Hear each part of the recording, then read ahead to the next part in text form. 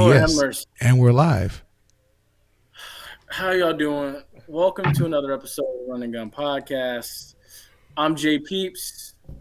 I'm JC. Hey man, where this energy at? We got my friend, my rival, my the inspiration, your inspiration, because you got the headband on again today. I see how it is. I wouldn't say that, you know. I thought he was going to trademark it. But did he wear it last week, or the week before, or the week before? I only wear this for rivalry day. Look, even Cleveland Brown agrees with you, Allison. It's okay. I'll take inspiration. We're good. You know what? I ain't even worried about it. We got a good show for you guys today. I'm not certain on anything that's going to be good. Punches will not be pulled.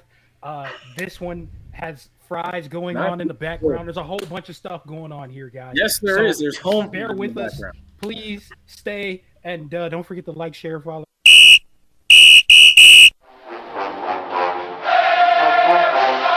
Hey, what's going on, guys? This is JP. This is The Bug. This is JC. This is Flash. This is Denny Hendricks. And you're listening to the Run and Gun Podcast.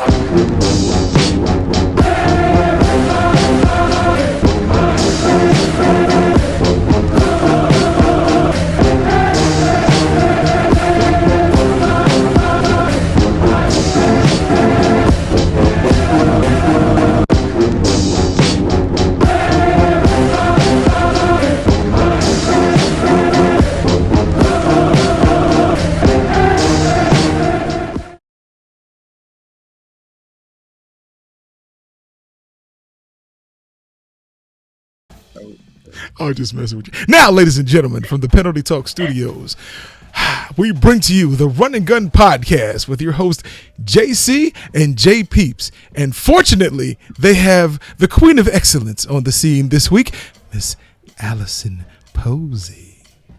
I'll try to carry you guys. We're good. It's okay. Whoa! Okay. We're starting hard. All right. Come on, guys. I'm blazing today. Wow. Right. Ladies and gentlemen, if you're watching this, do not forget to comment. We want all the comments because this is going to be a fiery one, obviously. So, first thing we're going to start off with, and we're going to close this segment with interesting stuff. So, Southern pounded Jackson State 34-14. How y'all feeling about all this now? Now that we've seen Jackson State get exposed over the past 2 weeks. It's spring. It's spring. I think we talked about this a couple weeks ago. I think the last time I was on. Dion took over December after the high school season was over. So you got to think from the time he took over until now, it's literally been like 4 months. This is spring. It's like a glorified spring football season. They're just playing other people instead of being isolated amongst themselves. So is it time to freak out? Is it time to worry? Absolutely not. Absolutely not. And I think they're 3-2. They've lost their last 2 games, but Southern is a very good team too. Southern's, they're no slouch. So again, not worried about it. It is what it is. If they start losing in the fall, we'll talk about it then, but it's spring football. Wow. JC? Ladies and gentlemen, she uttered the words that I've uttered for the past while now. Isn't that right, peeps? Isn't that right? Kind of, what did I say but yeah. Last week? What? Ain't no kind of. You know what? No, here we go. You know what? It's whatever. Stop. But I will say. Go ahead. Go ahead. You know what? It's cool to say, oh yeah, Jackson State. Now all of a sudden, they done met their matches and stuff. They done seen the Tiger Kings, right? Do we have that on file? I know I didn't say I was gonna say it, but it's no more. Ooh. I drew up another one for Southern, but he totally lost his train of thought. You were going one way and you're going the other way now. But he asked for it. But like you said, it's a glorified spring season, right? It doesn't really matter until we end up in the fall, right? What happens in the fall is going to happen in the fall, and that's when it really matters. We were talking about the SWAC championship, I believe it was last week, and that's where that came from. Spring, right? If you're really getting this hyped up over spring, I think the only thing that you want to see is players that wouldn't normally get a chance to play, get some reps, right? And you want everybody to be healthy for the fall. That's what I was going to say. Injuries. Injuries right now. You don't want somebody to get hurt during this kind of glorified spring season and then be taken out in the fall. Like, I get it. There's still a championship. But is it a true championship? I mean, no. To me, it's not. It's not. And you saw today the MEAC pulled out. I mean, there are only 3 teams playing, but the MEAC doesn't have an automatic qualifier now for the FCS playoffs. Whoa. Because, that happened just a couple hours ago. Because they can't play each other because of COVID restrictions. Nobody can travel. So, I mean, again, it's a glorified. I'm with you. I actually agree with you, JC. I like wholeheartedly. Whoa. It's a glorified spring. It's a glorified spring. Don't get the kids hurt. Let them play. Let them get some reps. You know, I praise FAMU and I praise Bethune-Cookman for not playing. Take care of yourselves. Get better. And then when fall comes around, you can show people who you really are. Right. Yeah. Right. What's the point of going all out, right, and risking health, right, for a championship with an asterisk? Absolutely. See, that's the thing that people don't understand. Everybody's, especially a lot of the people that, hate to say it, don't know the ins and outs of health sciences or don't want to pay attention to it. They don't get that part.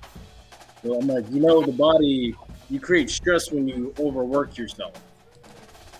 And you have to think these guys that are playing now, so they're playing now and they're playing your real football, tackle football against another team. Mm-hmm. And then in 4 or 5 months, they're going to put their body through this again. So I'm interested to see how this impacts those teams, because normally these guys have about 9 months to heal their bodies. That ain't happening. Yep. I mean, these guys are playing a season, and then 4 or 5 months from now, they're going to strap up again and play another full season. So I'm very interested to see the team that did play, how it affects them. Oh. I agree. Got her. I agree. I know. I was, totally taken out there. So what, you going to get me now? All right. But it'll be interesting to see what coaches who are playing, right, are going to do for the fall. Like, what do you choose to keep going and keep people working out, whether it's on a light schedule, or do you shut everybody down? There's no right or wrong answer. I guess we'll find out in the fall, right? Well, and that's the thing, too. You have to think this is unprecedented. This hasn't been done before. So there's really no playbook for it. It's not like, remember that time 5 years ago where we played a real spring season or a glorified spring and then turned around 5 months later and played a fall? No one's ever done that before, so there is no playbook to take it out of. Everyone's just kind of flying by the seat of their pants right now. I don't think it's right. Like I said, I commend FAMU and I commend schools that decided to not play this spring. I understand, you're saving money, but you're really saving the guys' health, because at the end of the day, that's what matters. We have a spring championship cheer for those teams that remained in.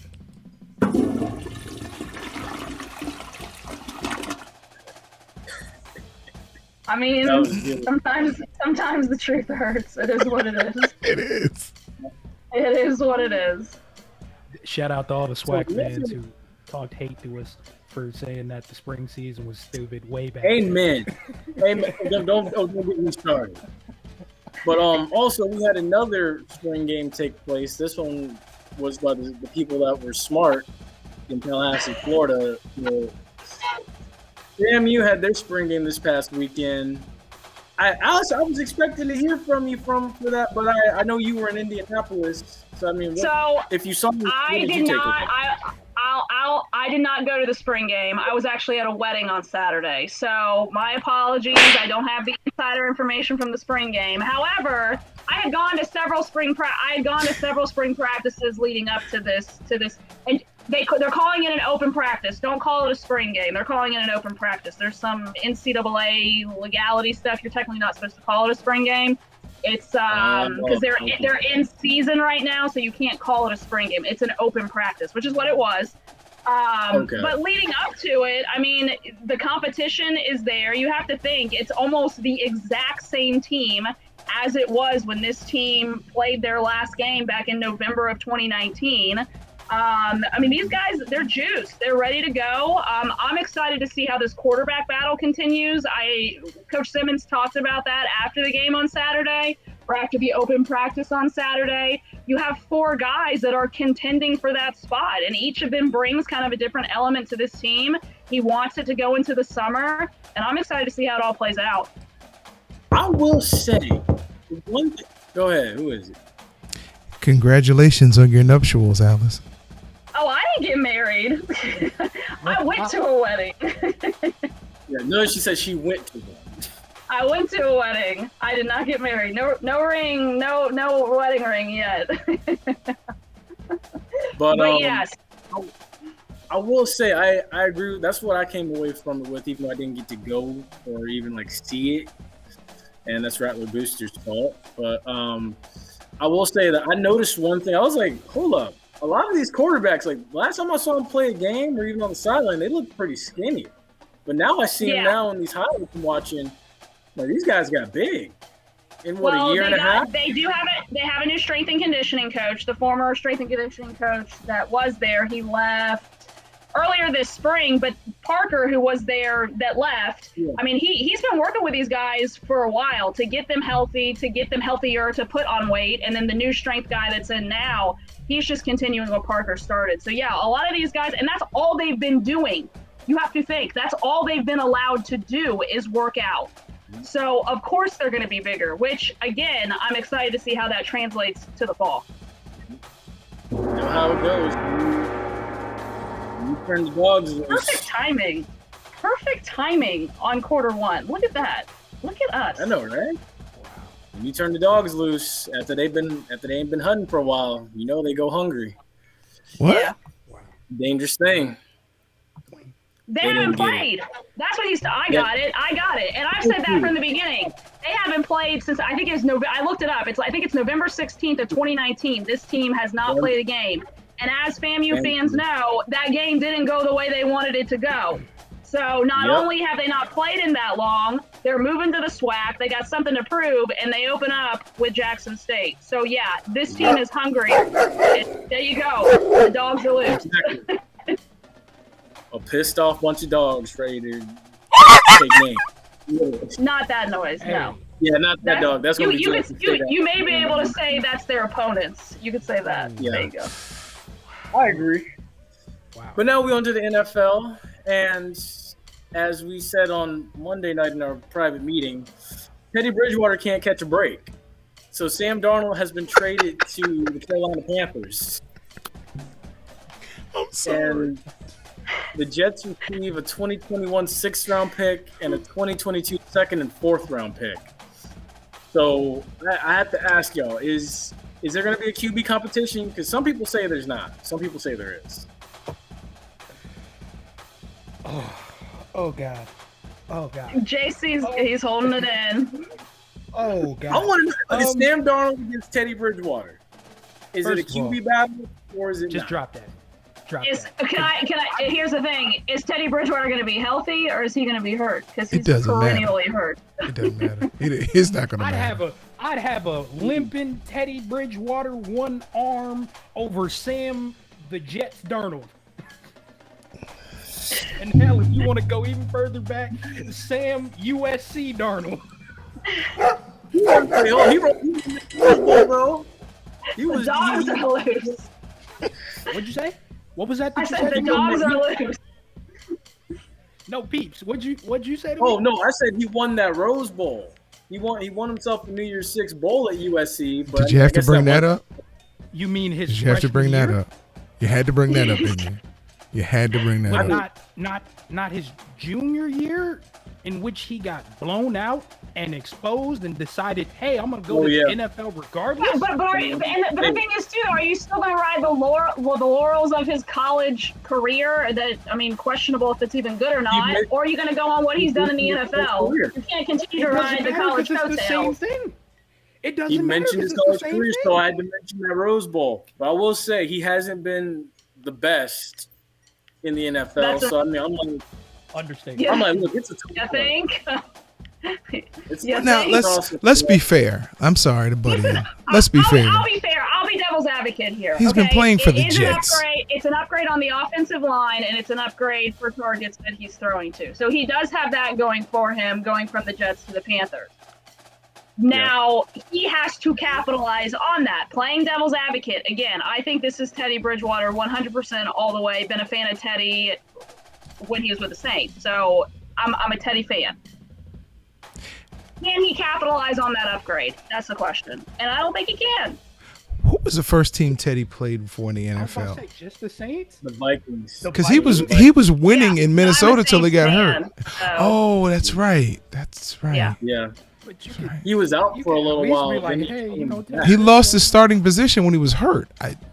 Yeah. I believe he blew out his knee. Right? But understand, Sam Darnold is a heck of a quarterback still.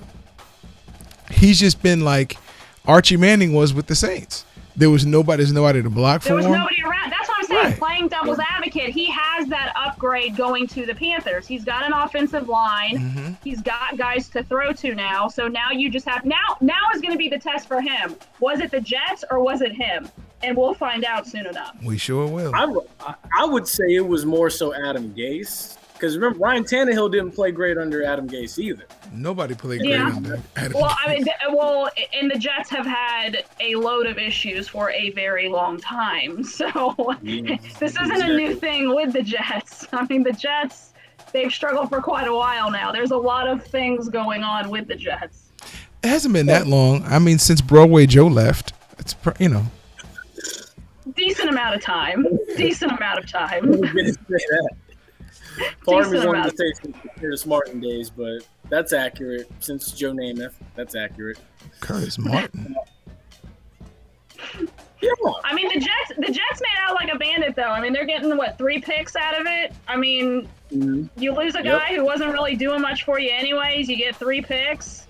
Call it a day. I mean, send him out the door, wish him good luck, and then you get 3 picks to play with. So if you're judging winners and losers here, the Panthers at best at worst have a backup to Bridge to Teddy, and the Jets get those 3 picks. So who's the winner here?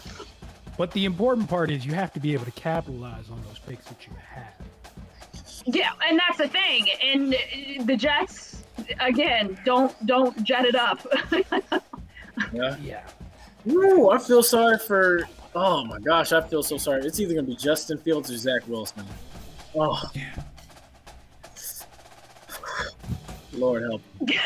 Entering your career on a sour note. But maybe they can be the savior. You never know. But they have to get guys. I mean, like you guys were saying, they have to get guys around them. You can't just draft an all-star quarterback and not have a line to protect them and receivers to throw to. I mean, you can't do that. You have to make those picks worthy picks. So again, you can draft a Justin Fields, and I know there's Justin Fields fans here because we've talked about Justin Fields before. You have to get guys around him that you can build that offense around. And the Jets don't have that right now. Since Peeps, you brought up his name, and Allison, since you decided to avoid his name, there's been a lot of talk about Zach Wilson. Oh, here we go. Crazy, right? That's funny. No, I had to get an I told you so. For your behind. That's it. Go for it. Let's hear it. It's all right. It's cool. It's understandable. Everybody wants to hop on my dark horse now, right? All of a sudden, he's the next best thing out here, right? Oh, wow. Excuse me, ESPN, for hopping on my bandwagon. Step off. All right, cool. I'm good. What's next? Wow. You're obviously not cool. Let's talk about this. So also what happened is, two interesting things. Tom Brady's rookie card sold for $2.25 million. And then also, too, the 49ers and the Saints both said that they are open to taking a QB of the future. The Saints have expressed interest in Kyle Trask. I know I knew she's a Saints fan. She likes that. I mean, this is the thing. Whether the Saints do it or not, who knows? I mean, they're going with Jameis. Jameis is their guy right now. So is Jameis the quarterback of the future? Is Taysom Hill going to be that guy? Do you get a guy like Kyle to learn under it? I mean, who knows? I don't know. I do like Kyle Trask. I think Kyle Trask, I don't think he got the credit he deserved this year playing for Florida. He had a hell of a season. But not even that, I don't think he's getting the respect now. Like, you talk about all these quarterbacks and who people are going to draft and stuff, and you really don't hear Kyle's name mentioned at all. And I think it's a shame because I think he's a guy that could do something real special in the NFL. Hey, Kyle. So we'll see. Hey, Kyle. But you know what? It's really good. Honey bunny. Wow. Yeah. That's for Kyle Trask? Wow. Yes. Yeah. I will agree because like people, that's one of two guys that people are. My bad, JC. I'm sorry. I don't know how y'all feel about Sam Ellinger, but like Kyle Trask has been kind of down there with Who? Sam Ellinger's getting talked. Who? Well, Kyle Trask also was not respected during the season too. All these awards he didn't even really start getting noticed for the Heisman until late in the year, and he rewrote the record books this season. So like, I've never understood why he didn't get. And granted, he had a lot of really good targets to throw to on that Florida offense, but you got to have a quarterback to do it too. I mean, Mac Jones had a lot of great receivers too, but Kyle had a lot better. I mean, I don't understand the lack of attention, I guess is the word I'm looking for him. So we'll see. I do want to say about the trading cards though, invest in trading cards, because I'll tell you this. We have a lot of baseball trading cards. I'm not going to tell you who it is and which one, but we have one that's worth over $5,000 right now. So invest. They're a good investment. I got some too. Yeah. I got some too. You would be surprised. And a lot of people don't realize how much they are. Look, get on eBay, get on Google some of those old rookie cards. You would be amazed. Some of them are worth thousands of dollars. Thousands. Hey, real quick. I remember my downstairs neighbor when I lived in an apartment. The maintenance, her brother borrowed $150 from her, didn't pay her back. So she took his 2 shoe boxes full of baseball cards and sold them to one of the maintenance men for $150. A satchel. I bet you he tripled, quadrupled that. One of those boxes had a Satchel Paige and a Josh Gibson. The other one had a Nolan Ryan rookie card and a Mickey Mantle rookie card. So, yeah. I said, invest. Right. So when her brother came back, her brother was like, I think I'm going to prison. She's like, why? What'd you do? It's what I'm about to do. Yeah. I'm telling you, like, you would be surprised. And like I said, we didn't realize how much some of them were worth, and we started looking at them. Thousands of dollars. We probably easily have over $10,000 in baseball cards, and like didn't even try. They're just old rookie cards and stuff that we have. It's insane. It makes me wonder how much that Mariano Rivera baseball I have is worth. Did he signed it? Yeah, he signed it. I met him after the race. You better look it up. You might be in college for the wrong reason. Yeah, I'm telling you. You would be shocked. Him and Derek Jeter both signed that ball. Yeah. JC, you all right? Give CPR. Elizabeth, I'm coming home and I'm the one without the baseball cards. Oh my goodness. You wait till the end of this quarter when I go back home. Ooh. Yeah. I'd have been back home this weekend if I knew I. Shoot, I would have left the show. Thanks, bro. I'm out of here. Bye. Appreciate that. Don't tempt me. Hey, this is the third quarter. What are we talking about? We're talking about the NCAA. So a little interesting. Yes, Baylor. The Arizona women's head coach, Adia Barnes' father is Pete Barnes. He played in the NFL and played at Southern. So there's a little bit of a legacy thing there in HBCU connection. But also, too, Baylor jumped out on Gonzaga. She just missed. She got the back iron of that 3, or they would have been, raising the banner. Oh yeah, that women's game, yeah. And I'll say this, and I've read a lot. I didn't get to watch a ton of the women's tournament because I was in Indianapolis, following Florida State. She keeps saying that. It was trip of a lifetime. I loved it. But I didn't get to watch a lot of the women's tournament, but the games that I did watch, very, very good games. So all these people want to dog women's basketball. Don't say that until you watch it. Because there's been all kind of talk about the women's game with the lack of the weight rooms and stuff, and a lot of people, they don't make the money. They don't make the money. I know that. I understand that. But it's still good basketball. Watch it. There were a lot of really, really good women's basketball games. They're way more fundamentally sound than the men. They've always been. Yeah. Always. You can say the same thing about the WNBA and the NBA. Because the women aren't going to do the flashy stuff. It's common knowledge. You're not going to get the dunks and all that fun stuff. But fundamentally, 10 times more fundamental than the men's games. Absolutely. I will say that Stanford didn't win the tournament. And they won. They got the ring. But to be honest, South Carolina lost the game, and so did Arizona. So by default, that's why you play though. That's exactly why you play. That is why you play. That's why it's called March Madness. I mean, anything can happen this time of year. Yeah. If I'm not mistaken, wasn't there a kickball that they didn't call on Stanford when they played South Carolina? That wasn't at the end of the game though. No, and there were a couple questionable foul calls too that they didn't call that people were talking about after. Yeah. But again, I mean it's going to happen. I mean, I'll bring up Florida State and Michigan. That game was very whistle heavy. I think Michigan had 7 fouls to Florida State's like 21 or something at the end of it. I don't remember what the stat was, but it was ridiculous. So again, a lot of questionable. It's like that. It doesn't matter. It's like that out of the tournament too. It's like that in the beginning of the year, but. Yeah, I mean, I both tournaments, very good tournaments. I'm super impressed with it, and they did it well too, being at host sites like that. And I was reading something today where they're talking about doing that in the future, not making each round be in certain cities, clumping them a little bit more. And I think it's a good idea. It gets fans in a central location. You don't have to travel. If you're a fan, you don't have to spend as much money to fly to all these different places, too. Mm-hmm. You can stay in a place for a week instead of having to buy a plane ticket or drive into all these different locations for games. But I think having it in these different locations helps build fan bases outside of your backyard as well.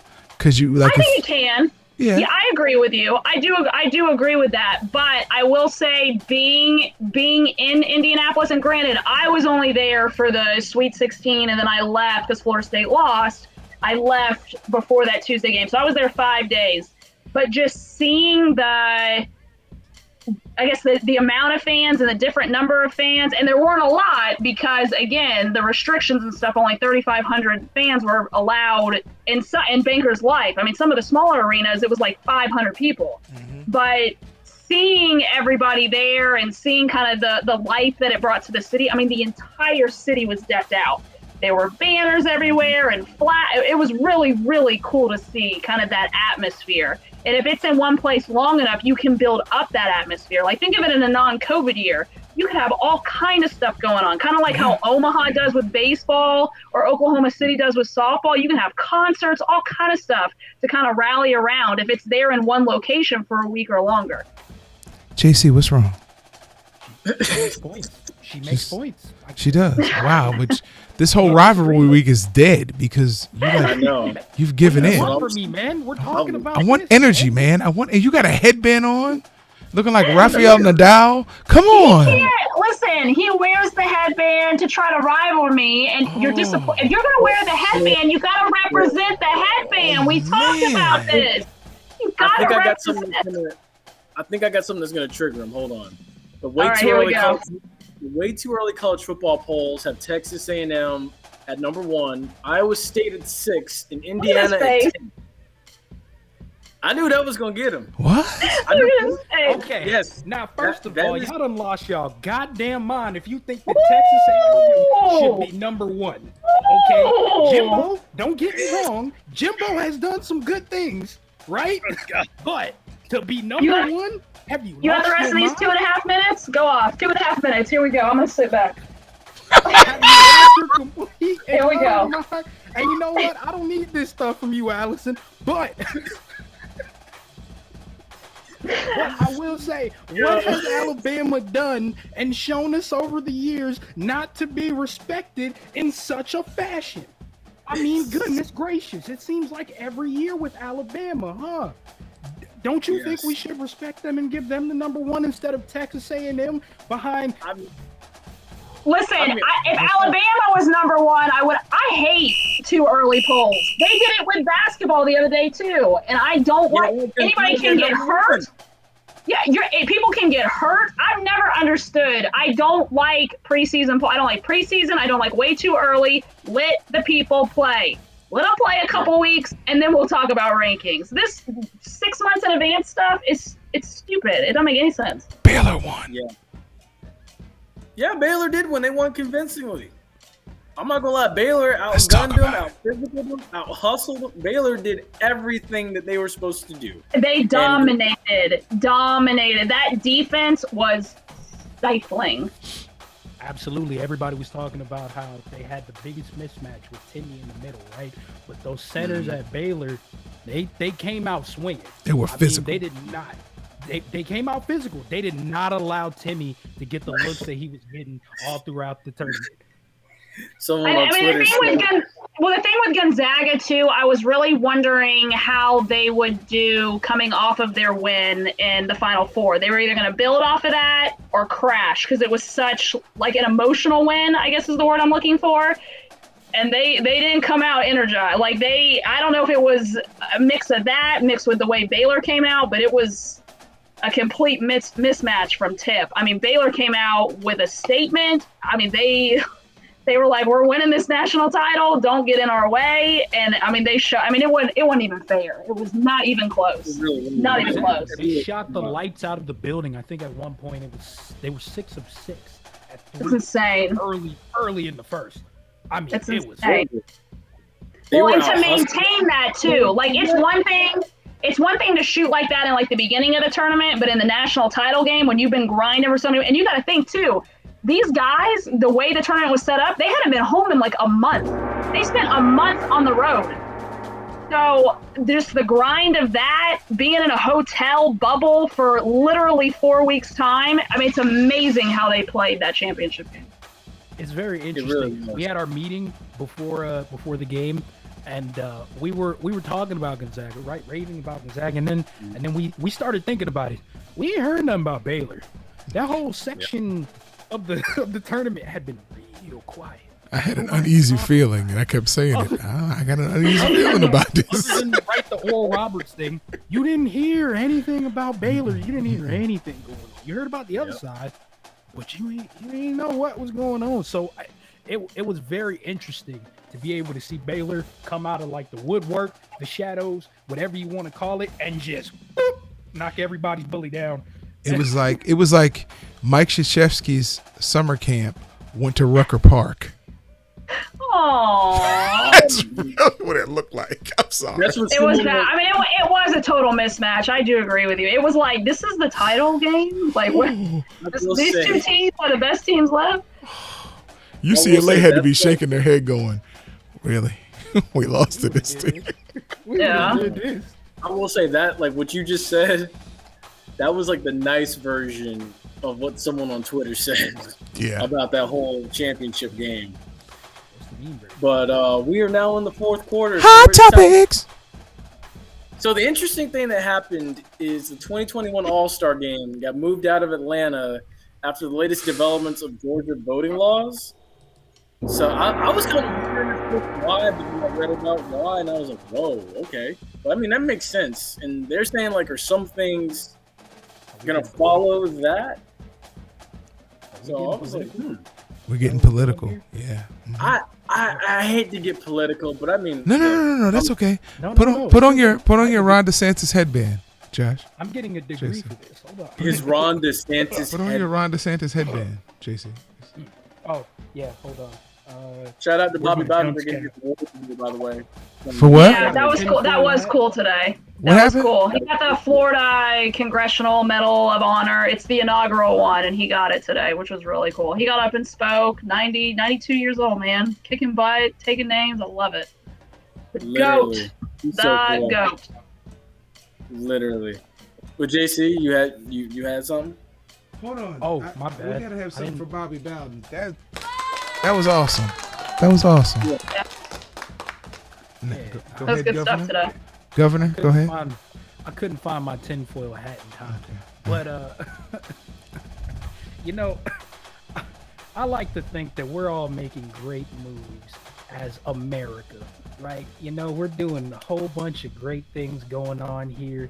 You know, I can't really think for myself now that Trump's out of office. I mean, there's just a whole bunch of great things going. I don't know what the problem is in Georgia. I know that a lot of people have broken down the iconography that was going on in the picture with that voting bill being signed, but it's absolutely wonderful. You know, everything's just, it's great. It's fantastic. America's great again, baby. Wow. I will say this, and I don't want to get too political, but this will be my 2 cents, and I'll be done with it. Shh, everybody. Shh. Go ahead. You can move games out of places. You know, the Masters today announced that they're sponsoring like a women's team and all kinds of stuff when women weren't even allowed there until recent memory. Like, come on, Allison. Yes. You can do all these great things, but until you actually get out day to day and not make a scholarship, a one-time scholarship, or not make, you know, pulling a game out of a city to make a statement. You have to do the day-to-day work. If you want to see change for real, you need to get into inner city neighborhoods and help kids and kids in general. If you want to make a real change in this world, which I think most people do, just people don't know how to do it. You have to want it. You can't just pull a game or set up a scholarship. Like I said, you have to get down to the roots, and you have to help kids, because cliche, kids are the future. You gotta want it from the ground up. And I know people do things with intentions and trying to be good and trying to be politically correct and everything, but until you're doing the little things every single day, it's not going to make a difference. Well, a lot of it is learned or taught. So with that going on, I mean, you have to be able to teach people about not necessarily equality, but equity, right? Yeah. Especially with the long-standing problems that this country has had. I mean, equity in some places is just necessary. I mean, with the amount of what's the word I'm looking for here? The amount of stuff just going on. You know what? Let's just, with the heads up that some people get and that some other people don't get, right? And then it also feeds into these other, let's call them stereotypes that people are taught. I mean, at some point, you have to look and realize that some of these things happen because they aren't being fixed. So, may I ask a question? Well, that's what I'm saying. Institutionally, though, you have to get down to the roots. I would love to see some of these NFL, and some of them do, these NFL, these NBA players, go back to their hometowns, go back to where they were raised, and set up, like, Marvin's movement. I don't know if you guys have heard about this. Marvin Wilson, who obviously played at Florida State, he set up Marvin's movement, where he is going into schools. His goal is to teach kids financial literacy. Because you think about when you're in school, we weren't taught how to balance a checkbook. We weren't taught how to own a home. It's like you become an adult and you're supposed to just know how to do this stuff. And nobody knows how to do this stuff, especially if you don't have two parents in the house telling you about this. So he is trying to change things from the ground up. He's going into schools and talking about financial literacy, because if you're ever going to be independent, you have to know how to do that stuff. You have to know how to make things better for yourself. So I would love for some of these big time guys that have a bunch of money, go back to where you're from and give back and throw camps. That's great. Throw camps, but really give back to where it's needed. Giving these kids books to read, teaching them financial literacy, teaching them how to be independent. So just my 2 cents. Instead of pulling the game out of Atlanta, would it have made more sense for Major League Baseball to say all proceeds are going to these districts who are disenfranchised, and we'll spotlight the laws and the issues that are going on? I think that's a great idea. I think that's because again, that is giving back to a problem and trying to fix the problem instead of pulling something away and not trying to fix the root of the problem. So why don't you run for commissioner so we can vote for you? Because I don't like politics. I just like commissioner. I can't do politics. But the other thing too, one last thing before we get out.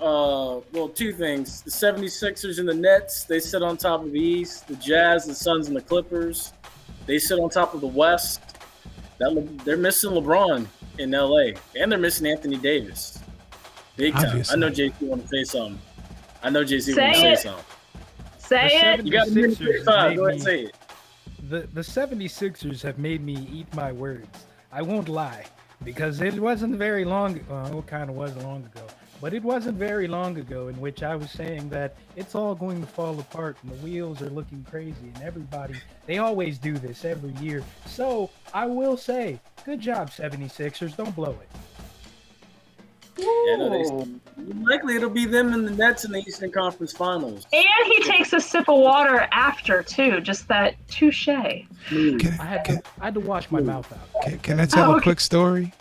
Tell a quick story. Okay, so I think I might have told these guys. Maybe I didn't, but there was this 5-year-old, and he was talking to his mom, and he says, "Mom, do whales eat people?" And she says, "No, whales don't eat people." He says, "Are you sure whales don't eat people?" "No, whales don't eat people." "Mama, Jonah got swallowed by the whale." Jonah did not get swallowed by a whale. He says, "Well, when I go to heaven, I'm going to ask Jonah." And she says, "What if Jonah went to hell?" He said, "Well, then you ask her."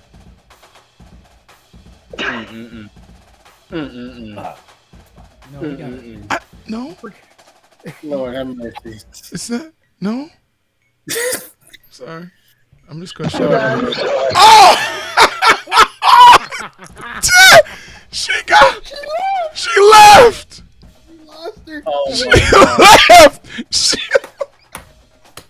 Oh my gosh. Did she?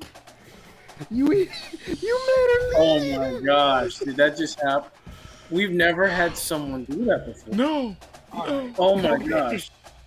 Is she coming back? Do we She know? I doubt it. I'm sorry, guys. I hope I didn't lose the segment for good. I'm sorry. Let me slide over. Goodness. All right, so listen, guys. Thanks for joining us on this show. Y'all make sure to go follow Alison. Literally. Go follow at Alison Posey. Oh my God. Go follow her on Facebook. Go follow her on Twitter and Instagram.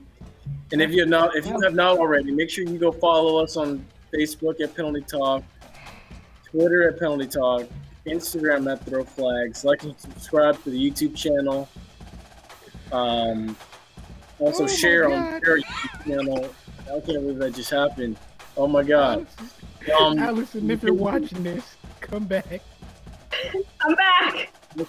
Oh, she came back. Oh my gosh. Cause I was like, I was shook. I was like, oh my God. I had to shut the laptop off, and then karma got me because my internet went out, and then the laptop went fire up. So that well, thanks for joining us, everybody. Oh my goodness. Lord have mercy. Ooh. Oh, what's up? Sorry for the bit of lateness. There's been some technical difficulties, but we are beyond that now. Yes, sir. I'm JC. I'm J Peeps. Welcome to another episode of the Running Gun Podcast. Wonderful episode for you today. Lots of stuff to talk about.